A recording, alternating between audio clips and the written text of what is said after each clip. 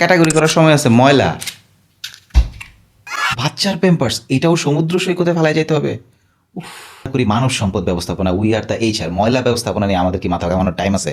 শাহরিয়ার ভাই, আমাদের দেশের মানুষ তো ডাস্টবিন সামনে রাখাই ময়লা ফেলাই না। আচ্ছা, একটা পানির বোতল ফেলতে গিয়ে যদি আপনার 10 সেকেন্ড, না 1 মিনিট, আচ্ছা ধরলাম 5 মিনিট ভাবতে হয়, আপনার কি বিরক্ত লাগবে না?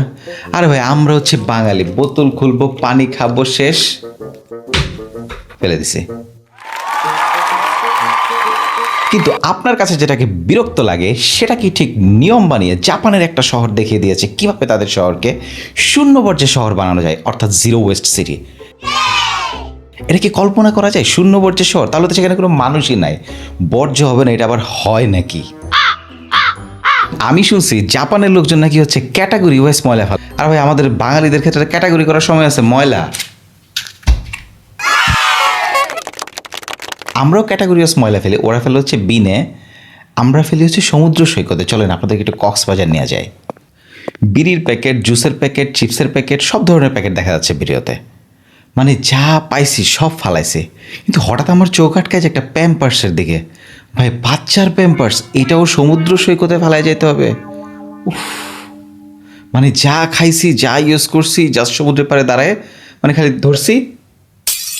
এই মাঝে আমার একজন বলল, ভাই আপনি কক্সবাজার গিয়ে লাভ কি? কক্সবাজারে তো শিক্ষিত অশিক্ষিত সব ধরনের লোক যায়, তো সবার তো সেই ময়লা ফেলানোর সেন্স নাই। আপনি একটু ভালো জায়গায় যান, বুদ্ধিজীবীদের জায়গায় যান। আর সেই জন্য আমি গেলাম হচ্ছে একটা বিশ্ববিদ্যালয়ে। বিশ্বাস করেন রাসেল ভাই, এরপরে আমি যা দেখলাম,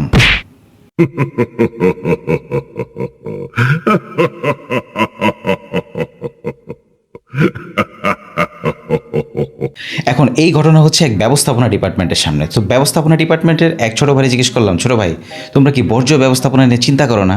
ও আমার বললো, ভাই আমরা করি মানব সম্পদ ব্যবস্থাপনা, উই আর দ্য এইচআর, ময়লা ব্যবস্থাপনা নিয়ে আমাদের কি মাথা ঘামানোর টাইম আছে? ময়লা ব্যবস্থাপনা আপনি করেন, আপনার কি সমস্যা? এখন আপনারাও জিজ্ঞেস করতে পারেন, ভাই আপনি ময়লার পিছনে লাগছেন কেন? আসলে সমস্যাটা আমারও না, আমার পরবর্তী জেনারেশনের হবে না, কিন্তু তার পরবর্তী জেনারেশনের অনেক রকম ইম্প্যাক্ট হবে। তখন কিন্তু সে প্রশ্ন তুলবে, আমাদের দাদারা কি করেছিল? আমাদের দাদাদের মধ্যে থেকেও কিছু কনসাস পার্সন ছিল। অ্যাটলিস্ট এই ভিডিওটা যখন তারা দেখবে সেই সময় অন্ততপক্ষে আমার আপনার গালি একটু কম দিবেন। এখন জাপানের এই কামিকাচ্ছু শহরের লোকজন 45টা ভাগে ভাগ করে ময়লা ফেলে। ধরেন ই ওয়েস্ট আলাদা, মেডি ওয়েস্ট আলাদা, পচনশীল দ্রব্য আলাদা, প্লাস্টিক প্রোডাক্ট আলাদা, কাগজ আলাদা। এখন আপনি বলবেন, শাহরিয়ার ভাই আমাদের দেশের মানুষ তো ডাস্টবিন সামনে রাইখাই ময়লা ফেলায় না, আবার 45 ভাগে ভাগ করবে না। আমি বিষয়টা বোঝাতে চাচ্ছি, আপনি যদি সাইকোলজিক্যালি চিন্তা করেন যে না, ময়লা কিন্তু আসলে ম্যাজিক না, এটা কিন্তু আসলে ভ্যানিশ হয়ে যায় না, এটাও কোথাও না কোথাও গিয়ে জমা হয়।